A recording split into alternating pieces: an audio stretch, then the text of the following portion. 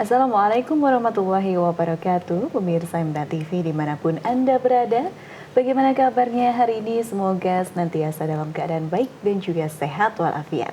Senang sekali saya Sekar Pangesti dapat kembali hadir untuk membersamai Anda dalam program yang syarat akan informasi kesehatan dan juga gizi, apalagi kalau bukan di Sehati, Sehat Bergizi. Di Sehati kali ini kita akan membahas salah satu vitamin, yaitu vitamin D lebih mendalam.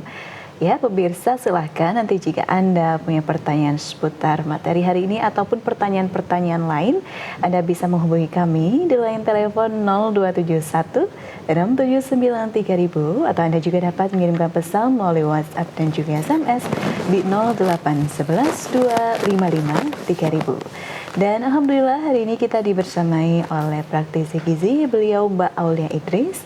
Assalamualaikum warahmatullahi wabarakatuh Mbak Lia. Waalaikumsalam warahmatullahi wabarakatuh, Mbak Sekar. Bagaimana kabarnya? Alhamdulillah, sehat. Baik. Semangat. Baik. Iya, insya Allah, Masya Allah Mbak Lia. Senang, Alhamdulillah bisa berjumpa kembali tentunya dengan Mbak Lia. Dibersamai kembali, melihat Mbak Aulia dalam kondisi sehat walafiat. Dan semoga pemirsa juga tambah semangat ya. Kali ini kita kembali dibersamai Mbak Lia, begitu. Dan kita akan membahas vitamin D ya Mbak Lia. Sebelumnya kita sudah membahas vitamin A, D, E, K, tapi kita akan lebih memperdalam vitamin D yang biasanya kalau orang familiarnya vitamin itu kita dapat dari sinar matahari begitu ya. Tapi kita bisa dapat manfaat dari vitamin D ini apakah dari makanan lain atau mungkin dari sumber yang lain Mbak Lia? Silahkan. Iya, betul ini.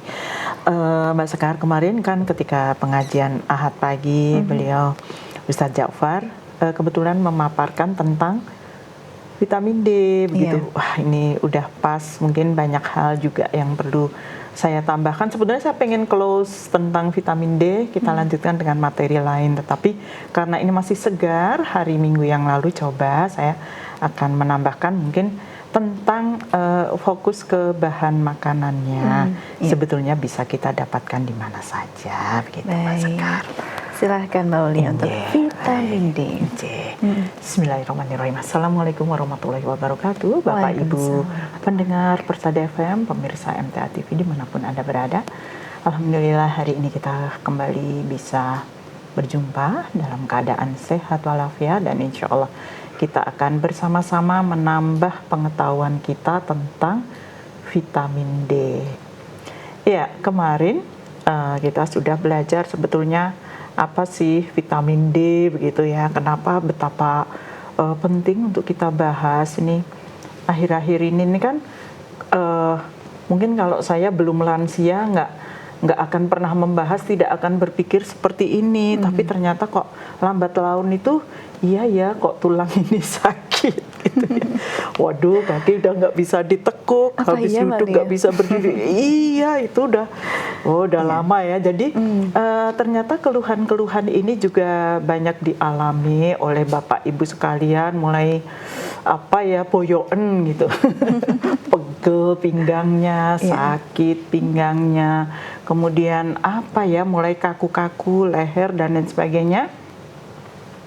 Ini ternyata memang perlu kita cermati dan waspadai dari dini. Jadi kita tidak bisa menyepelekan, mulai ada rasa-rasa kebas, mulai ada seperti mati rasa, kemudian ada gangguan kesehatan lain yang mungkin sebagian orang itu menganggapnya ini nggak apa-apa, ini biasa gitu ya. Tulang ini mulai kretek-kretek ya, krak-krak begitu ya, lakluk atau gimana ya, itu banyak terjadi di antara kita. Dan ternyata tidak harus menunggu tua, siapapun ternyata bisa mengalami hal ini, bahkan sejak muda pun bisa. Karena ternyata yang namanya vitamin D itu juga rawan terjadi kekurangan. Kalau kemarin kita sudah bahas ada vitamin yang larut dalam lemak, yaitu A, D, E, K. Kita sudah vitamin A bahas, kemudian kita lanjutkan ke vitamin D.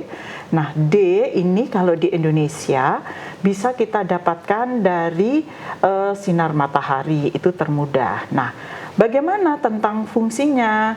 Fungsinya itu ternyata memang sangat penting dari vitamin B itu. Dia juga sangat berfungsi untuk kesehatan tulang belulang kita, kepadatan gigi gerigi kita, kemudian juga sangat penting untuk fungsi imunitas, ya. Kesehatan tulang, sistem kekebalan, kemudian juga ada mengurangi proses peradangan, kemudian juga berfungsi untuk kekebalan tubuh. Itu adalah salah satu dari vitamin D yang di Indonesia itu terdapat sangat melimpah.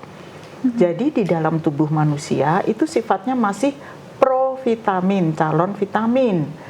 Dia akan diubah menjadi vitamin D itu nanti setelah kita mendapatkan adanya sinar matahari. Kapan? Pagi biasanya, ya jam 10, jam 11. Itu adalah fungsi untuk mendapatkan fungsi vitamin D yang bagus untuk tulang belulang kita. Nah, sekarang kebiasaan di antara kita itu ngeyop, payungan, berteduh, udah jarang-jarang kena sinar, udah menutup semuanya betul-betul harus terlindung dari sinar matahari. Ya, satu sisi mungkin bagus untuk kulit, tetapi juga sisi yang lain ternyata fungsi vitamin D tidak bisa optimal, ya. Jadi tidak bisa diubah secara optimal. Nah, kemudian dari fungsi vitamin D tadi kita sudah tahu fungsinya. Sebetulnya ada apa saja di balik vitamin D gitu ya. Nah, kita biasanya dari vitamin D itu bisa menyebabkan terjadinya kekurangan. Nah, ini akan menyebabkan tubuh kita mengalami beberapa gangguan jika kita mengalami kekurangan vitamin D. Nah, ini bisa menyebabkan penyakit rakitis pada anak. Jadi, kadang-kadang ada anak yang tipikal kakinya bentuknya X, atau ada juga yang bentuknya O, ya. Ini kenapa? Ini adalah salah satu manifestasi dari seorang ibu yang kemungkinan kekurangan vitamin D, kemudian mengandung dan melahirkan anak yang juga berpotensi kekurangan vitamin D. Nah, kadang-kadang ada bapak ibu, eyang, bude, pak D itu mengkondisikan anak-anak yang masih kecil itu berjemur. Tapi kadang kurang tepat berjemurnya itu habis subuh, ya. Nah, ini terlalu pagi. Kalau terlalu pagi itu udara masih basah, ini malah justru bisa menyebabkan gangguan kesehatan yang lain. Contohnya adalah gangguan paru-paru, ya. Jadi usahakan matahari sudah muncul, dijemur, itu juga wajahnya jangan sampai terpapar langsung ke matahari, itu kan silau ya, jadi membelakangi sinar matahari misalnya, tapi mata itu supaya tidak kontak langsung dengan menatap sinar mataharinya. Kalau badan memang harus terkena semua, bapak ibu juga, dede begitu ya. Itu dede itu mulai populer sejak zaman COVID ya. Kita salah satu berobatnya itu adalah DD. Ternyata berjemur itu juga untuk membangkitkan imunitas tubuh, sistem kekebalan tubuh kita supaya tidak mudah sakit. Itu juga mengandalkan dari vitamin D.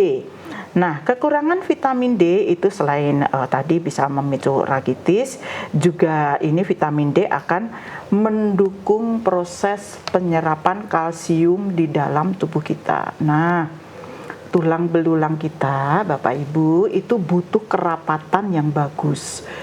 Kalau tulang kita tidak rapat atau berongga-rongga atau kekurangan kalsium, maka tulang ini sangat rawan keropos atau kalau kita jatuh terjadi patah. Ya.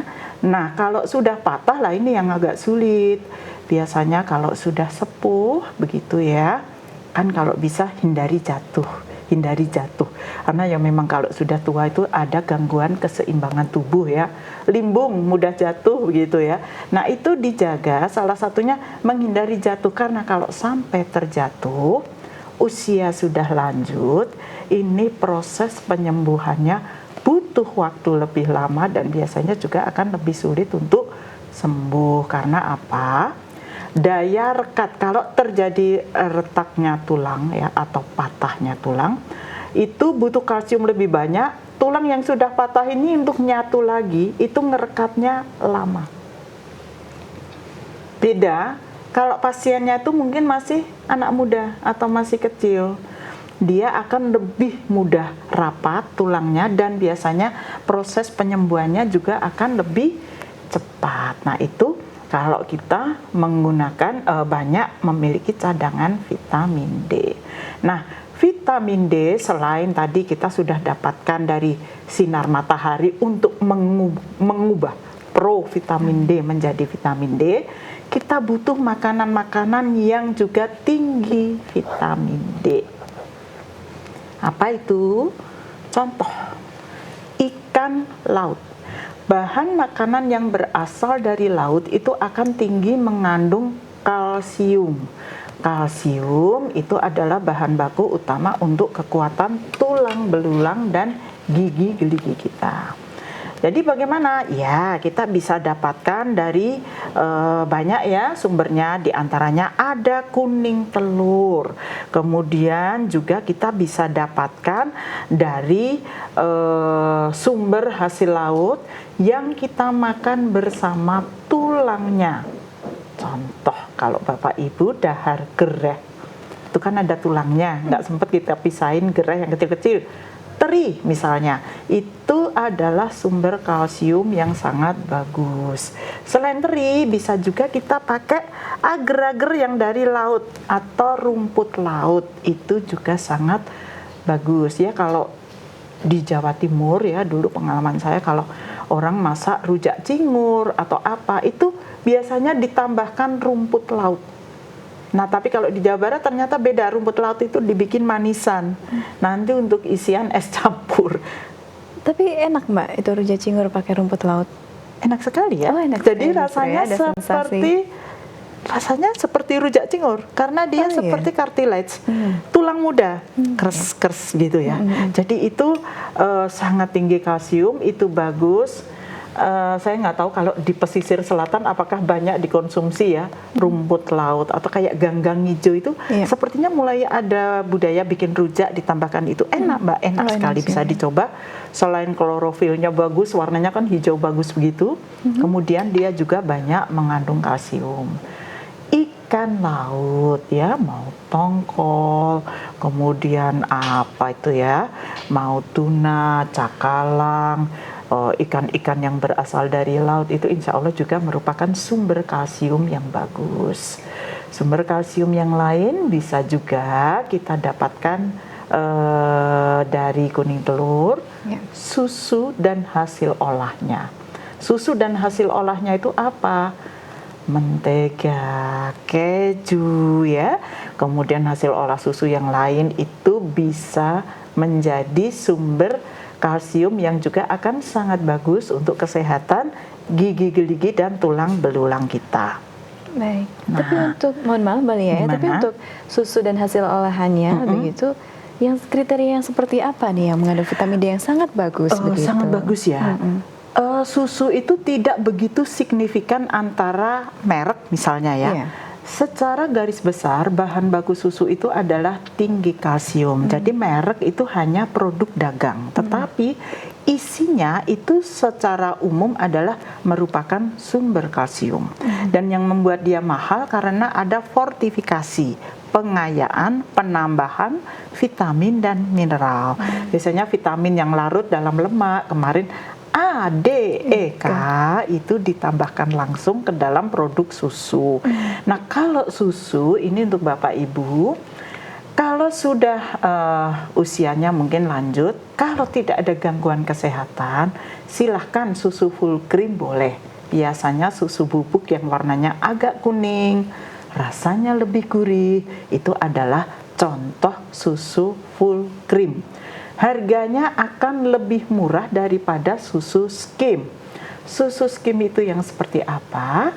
Susu skim itu kalau dibikin hasilnya encer, kadang bening ya. Jadi kalau kita bandingkan, loh kenapa ya susu yang itu kok agak kekuning-kuningan dan kental, yang ini kenapa justru kayak bening santan encer, betul-betul. Baunya nggak enak begitu ya. Ini karena susu yang skim itu sudah dipisahkan antara kandungan lemak dan proteinnya. Dan pemisahan ini butuh teknologi yang sangat mahal. Makanya susu skim itu jatuhnya mahal.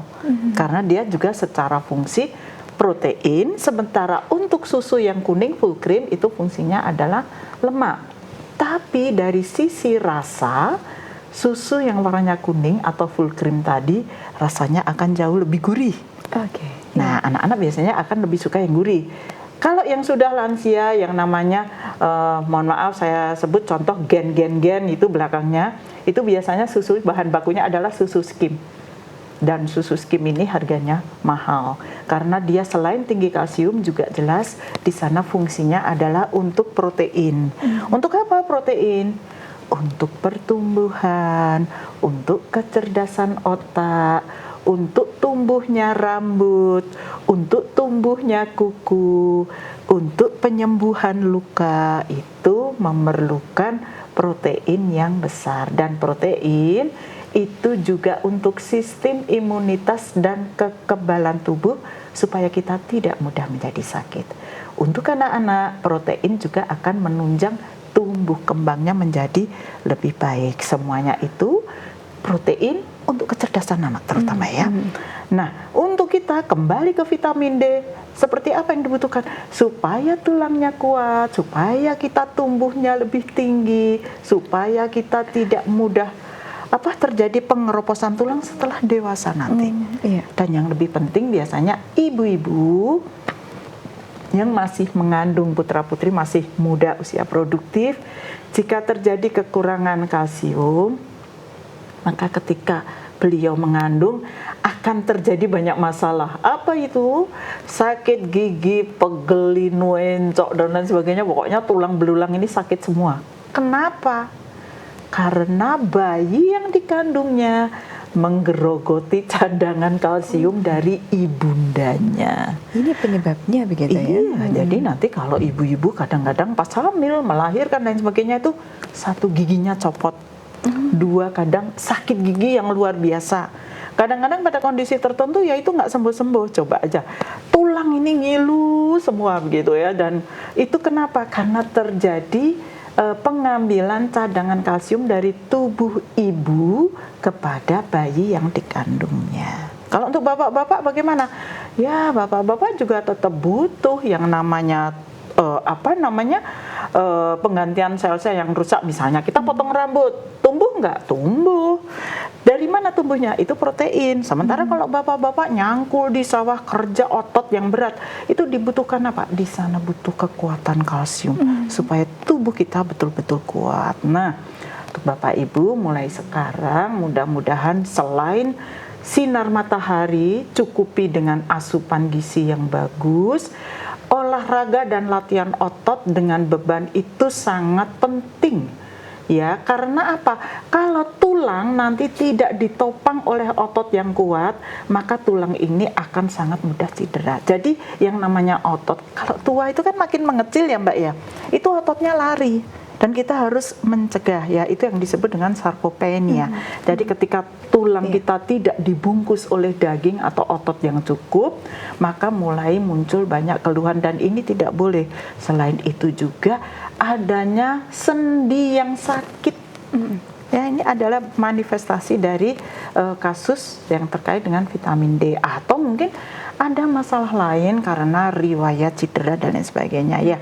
Ini saya bagikan tipsnya karena kebetulan 2 tahun terakhir saya mengalami gangguan tulang, sehingga di sana diperlukan pengawasan dokter KFR ya, dokter fisioterapi medis, kemudian ada dokter saraf yang menangani, ada juga dokter ortopedi. Kita tidak bisa membiarkan sakit tulang lama-lama. Kita hanya berawal dari seolah-olah salah tidur, tengeng. Tapi kalau dibiarkan dan tidak diterapi, itu bisa memicu terjadinya atrofi otot atau pengecilan. ya makin mengecil organ kita. Jadi ditelateni seminggu terapi sampai 2 kali latihan, kemudian ada exercise, kemudian juga ada Bapak Ibu yang longgar dan punya waktu disempatkan hidroterapi. Apa itu? Terapi air. Bukan berenang, tapi berjalan di pinggir kolam. Kakinya diayun, diangkat, itu beban tubuh kita dipindahkan ke air, resiko cederanya kecil, tidak jatuh. Makanya orang kalau sakit tulang, sakit lutut, sakit boyok dan lain sebagainya, terapinya adalah terapi air. Di pinggir pegangan latihan sambil senam pelan-pelan, istiqomah sehari 1 jam, insya Allah ini akan mengurangi rasa sakit. Karena yang namanya sakit tulang itu sakitnya luar biasa. Dikasih obat nyeri itu biasanya, tapi kalau kita konsumsi obat nyeri kadang-kadang larinya sakit lambung gitu. Jadi saya lebih baik latihan supaya saya tidak usah minum obat nyeri dan saya tetap bisa aktivitas. Alhamdulillah setelah 2 tahun pengobatan sudah mulai baik, dan ada satu kebandelan, harusnya saya masih melanjutkan dengan di ronsen saraf, tapi saya merasa ini sudah cukup. Dulu itu pakai baju nggak bisa, pasang kancing nggak bisa, nyisir rambut nggak bisa.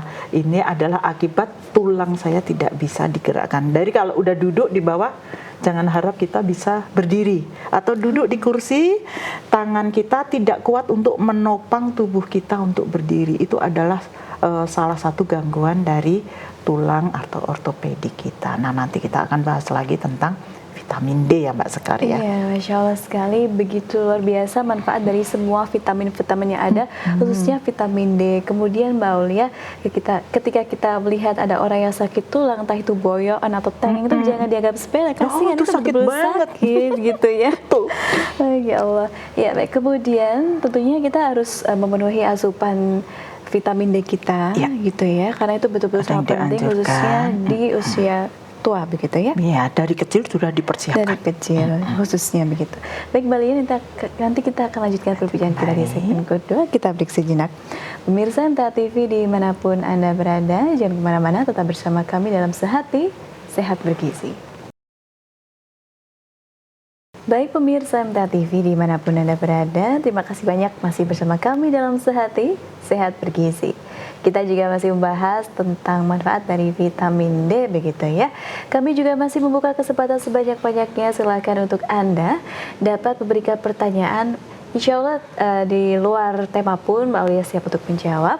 Anda bisa menghubungi kami di line telepon 0271 6793000 atau Anda juga dapat mengirimkan pesan melalui WhatsApp dan juga SMS di 0811 255 3000. Kami tunggu pertanyaan dan juga teleponnya pemirsa, dan kita masih lanjutkan bersama praktisi gizi hari ini Mbak Aulia Idris. Terima kasih banyak Mbak Aulia, masih semangat tentunya ya untuk membersama pemirsa terkait manfaat vitamin D.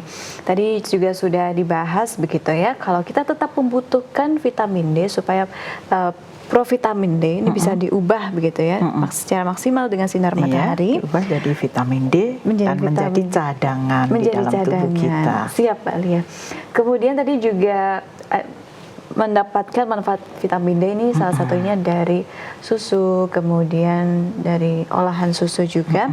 Tapi Mbak Aulia, kalau kita tercukupi vitamin D itu akan bagus untuk tubuh kita. Tapi kalau kelebihan, ini tandanya seperti apa dan akan berakibat seperti apa nih? Iya baik, ini untuk para pemirsa, para pendengar, vitamin D ini sejak mungkin COVID ya, banyak yang dikonsumsi dalam bentuk preparat. Gimana tuh? Kapsul. Oh, kapsul. Ya. Jadi buatan. Nah, kalau buatan gitu itu kadang ada penambahan zat-zat tertentu ya, dan kita kadang minumnya biar banyak aja. Nggak apa-apa kan vitamin. Hati-hati. Ini adalah vitamin yang larut dalam lemak. Artinya dia akan disimpan di dalam organ hati. Kalau sampai kelebihan nanti yang berat hati bisa keracunan gitu ya.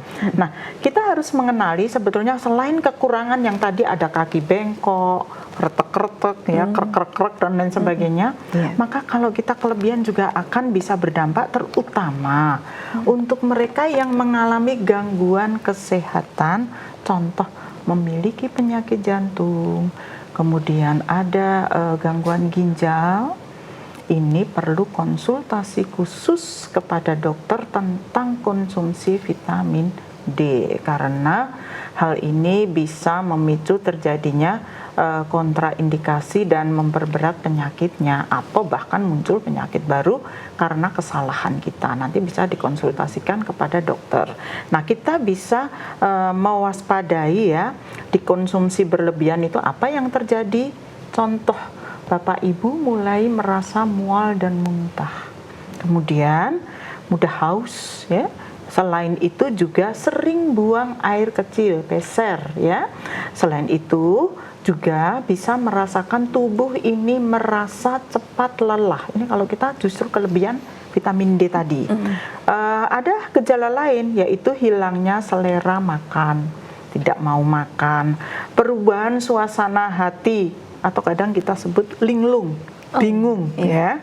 Kemudian juga ada terjadi sakit perut atau juga terjadinya telinga berdenging. Nah, kondisi-kondisi klinis ini mungkin akan sangat tepat nanti Bapak Ibu bisa tanyakan langsung ketika ada siaran spesialis ya, hari Senin atau ada dokter, ini bisa ditanyakan.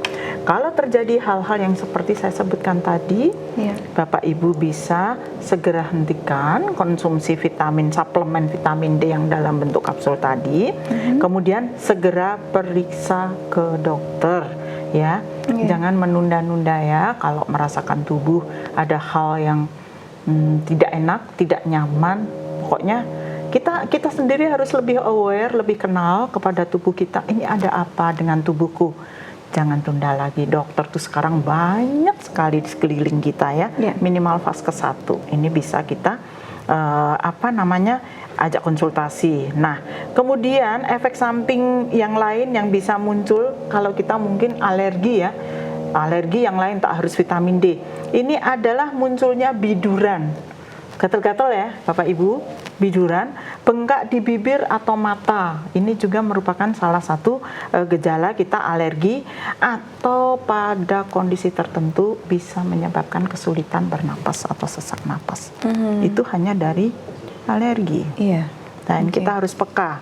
Sebutir kacang pun bagi yang alergi itu bisa fatal ya. Jadi kita harus lebih peka, aware apa saja yang menyebabkan kita itu alergi, kenali dari dini. Apakah kalau minum susu diare? Ya kan? Apakah kalau saya makan sesuatu gatal-gatal, udang misalnya? Apakah ada keturunan keluarga itu sensitif terhadap makanan-makanan tertentu? Kalau makan telur, bisulan dan sebagainya. Nah, ini bisa kita teliti dari awal. Tapi insya Allah kalau dari vitamin D nomor 1 manfaatkan dulu karunia Allah berupa sinar matahari. Ya, mungkin jam 10, jangan terlalu lama, tapi setiap hari kita continue. Nah, sekarang musim hujan ya, kadang-kadang dari pagi sudah mendung, jadi mahal ya matahari itu. Tapi kalau orang luar negeri ke Indonesia itu teknik yang dicari adalah sunbathing, mandi cahaya matahari karena mereka betul-betul nggak ketemu sinar matahari, jarang banget ya, mahal banget. Kan kita bersyukur ya di Indonesia itu menjadi negara tropis, insya Allah tulang belulang kita juga akan menjadi lebih kuat diimbangi dengan konsumsi makanan yang bergizi. Gitu ya. Luar biasa sekali. Tapi Mbak Lia terkait vitamin D, ketika kita bisa mendapatkan manfaatnya secara maksimal, ini bagus. Tapi juga kalau sesuatu itu berlebihan, ini juga kurang pas begitu ya. Betul. Semua harus tertakar pas ya. Nah, itu memang sebetulnya ada kebutuhannya Mbak, angka kecukupan gizi harian ya untuk vitamin D. Itu untuk anak-anak usia 0 sampai 11 bulan itu adalah di kisaran 400 international unit atau 10 mikrogram ya, itu ada satuan-satuannya. Kemudian untuk usia 1 sampai 64 tahun. Nah, ini beda lagi. Ya, ini adalah kebutuhan hariannya adalah 15 mikrogram atau 600 international unit. Lebih banyak daripada tadi bayi usia 0 sampai 11 bulan. Tapi setelah dia berusia 1 tahun, maka kebutuhannya akan meningkat, yaitu menjadi 600, selisih 200 international unit. Untuk usia di atas 65 tahun, kebutuhan vitamin D-nya itu adalah 800 international unit, lebih banyak lagi, 2 kali lipat kebutuhan bayi. Bayi itu adalah usia 0 sampai 12 bulan ya.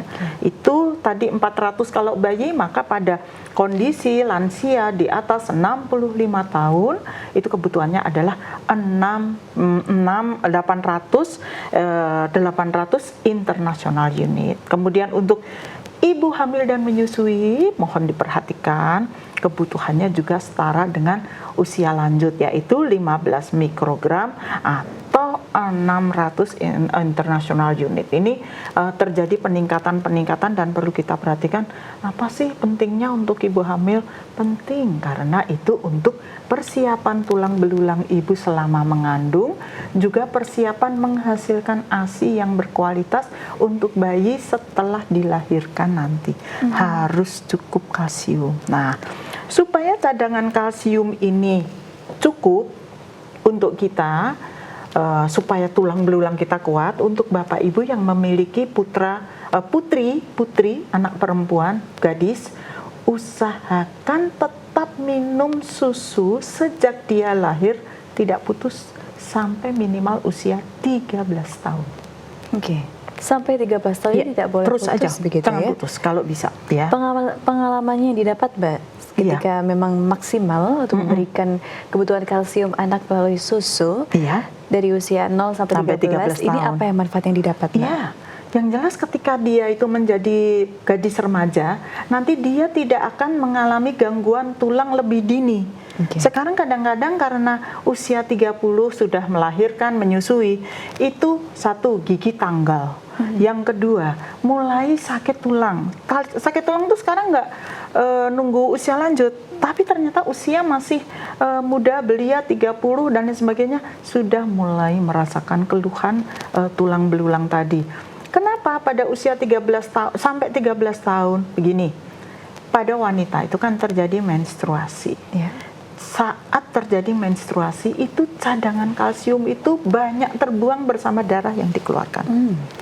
Untuk itu harus diganti. Dari mana? Dari cadangan kalsium yang cukup, dari konsumsi vitamin D yang cukup. Untuk itu kalsiumnya harus cukup dari mana tadi? Bisa dari teri, ayam presto, bandeng presto yang dimakan bersama tulang-tulangnya ya. Ceker, kolagen. Kalau dari buah-buahan kita bisa dapatkan dari kolang-kaling. Tapi usahakan Bapak Ibu jangan konsumsi kolang-kaling yang dibikin manis atau manisan yang terlalu manis.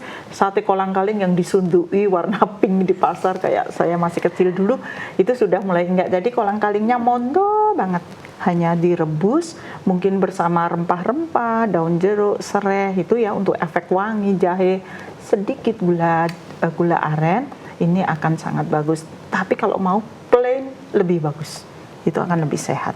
Dari kolang-kaling pun bisa. Kolang-kaling gitu ya? jadikan camilan, snack. Nah, snacknya daripada tepung-tepung kita ganti pada kolang-kaling. Ini tips dari Mbak Lia gitu ya, ganti camilan dari campurkan kolang-kaling aja. Jadi dimasak sampai kering, kemudian kita camil, itu tinggi serat, tinggi kolagen, kalsiumnya bagus untuk. Baik, terima kasih Mbak Lia. Terkait tadi disampaikan Mbak Lia adalah ketika anak usia 0 sampai 13 tahun. Kan 13 tahun ada yang mungkin kelas 1 SMP atau 2 SMP. Ketika dia mungkin sedang masuk pesantren atau asrama, itu kan kadang memang kebutuhan kalsiumnya tidak seperti di rumah. Apakah kita bawakan susu bubuk gitu atau susu HT itu apakah tetap aman? Karena kan juga menggunakan ada bahan pengawet begitu. Betul.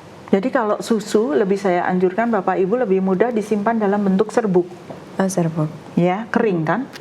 Kalau yang UHT itu kalau kita salah menyimpan, dia keringetnya netes ke dalam bahan pangan, maka susu yang disimpan di dalam kotak itu pun bisa rusak. ya.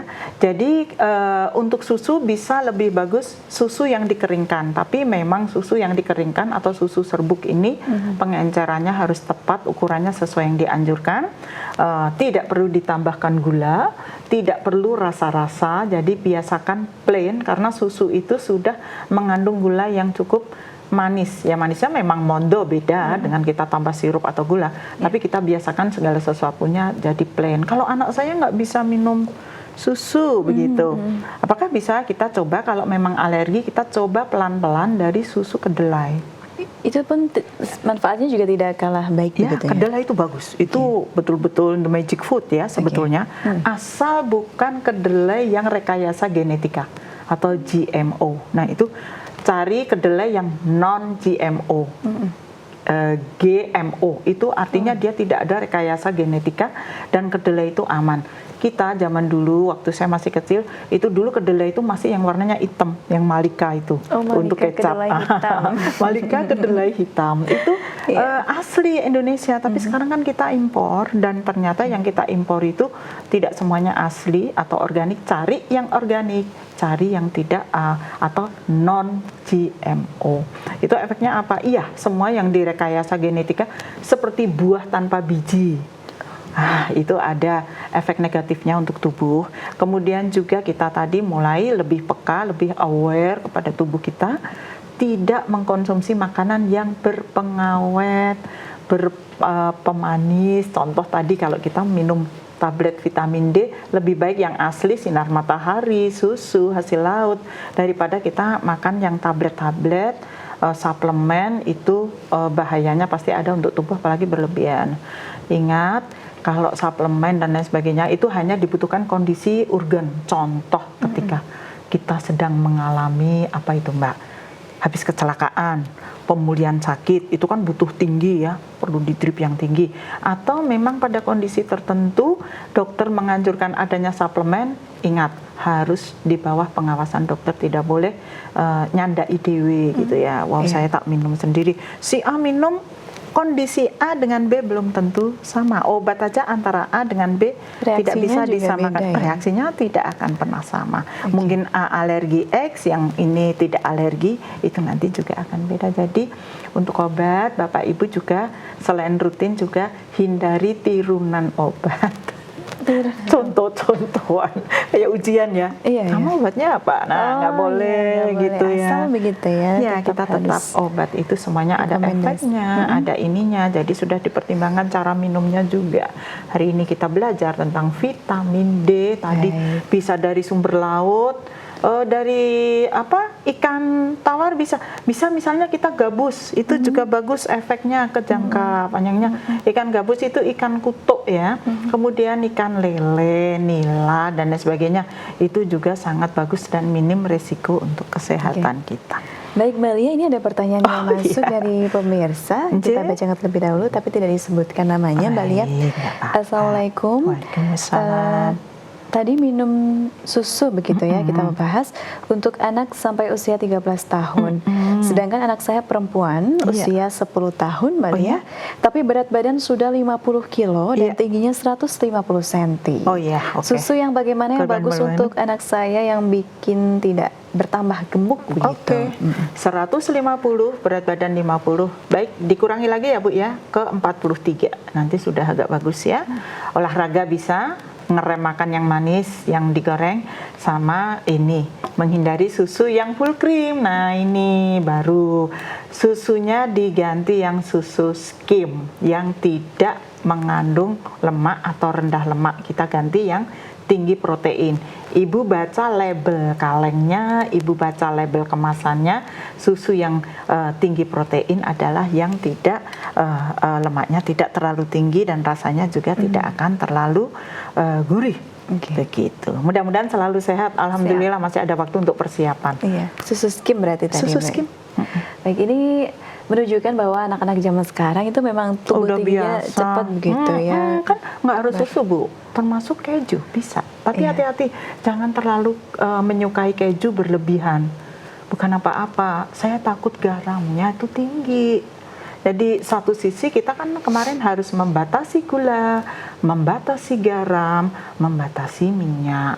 Kalau garam di dalam keju itu cukup tinggi, kita batasi juga, jadi boleh, tapi tidak boleh berlebihan dan terlalu banyak. Saya sampai takut ada orang beli es kejunya sampai segunung biar Toppingnya apa? gitu ya. Iya, topping tuh bagus. Misalnya ibu bikin stup makaroni atau cream soup atau kroket dan lain sebagainya, pakai adonannya susunya dari skim. Atau Siap. kalau nggak susu skim, ibu pakai susu segar, ambil atasnya bu, langitnya yang warnanya kuning yang ngentel itu disaring dulu, biar minum bagian bawahnya.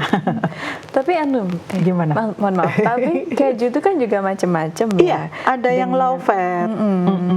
Maksudnya kualitasnya juga beda-beda. Ada yang tergantung kebanyakan harga. ini itu gitu ya. Kalau yang di topping-topping misalnya buat apa namanya makanan manis snack-snack atau untuk minum, pizza, ya gimana? Itu kan juga beda-beda gitu. Beda. Jadi tetap nggak boleh biasanya dia pakai berlebihan. susu. Mereka biasanya pakai keju cheddar ya. Tapi untuk misalnya ada keju Gouda, ada ricotta, ada keju yang untuk salad. Itu beda-beda. Ada mozzarella yang mulur ya. Yes. Itu sebenarnya mudah bikinnya. Jadi ibu bisa mulai, itu semua adalah hasil olah dan turunan dari susu. Perbanyak makan itu nggak apa-apa, tapi ingat gula dan garamnya kita batasi, insya Allah sehat. Karena susu itu sangat baik untuk kesehatan kita. Mau susu kambing boleh, susu sapi boleh, tapi usahakan matang ya, jangan konsumsi susu mentah karena potensial penularan tuberkulosis dari binatangnya. Binatangnya harus mandikan terus ya Bu, yang bersih ya. Siap Mbak Lia, terima kasih banyak begitu ya atas apa yang disampaikan hari ini tentang vitamin D begitu. Nanti kita di pertemuan berikutnya akan membahas apa, nanti kita tunggu saja pemirsa, pastinya juga tidak kalah bermanfaat begitu ya apa yang disampaikan Mbak Lia. Pokoknya sehat selalu untuk Mbak Lia. Selamat melanjutkan tugasnya kembali pastinya. Terima kasih Mbak Sekar. Assalamualaikum warahmatullahi wabarakatuh Mbak Lia. Waalaikumsalam warahmatullahi wabarakatuh. Baik pemirsa MTA TV dimanapun Anda berada, terima kasih banyak telah menyaksikan program Sehati, Sehat Bergizi bersama Mbak Aulia Idris hari ini. Jangan lupa selalu saksikan Sehati setiap hari Kamis pukul 10 waktu Indonesia Barat, hanya di channel terpilih MTA TV. Saya Sekar Pangesti, mewakili seluruh rekan yang bertugas hari ini, mengucapkan terima kasih dan pamit undur diri. Wassalamualaikum warahmatullahi wabarakatuh.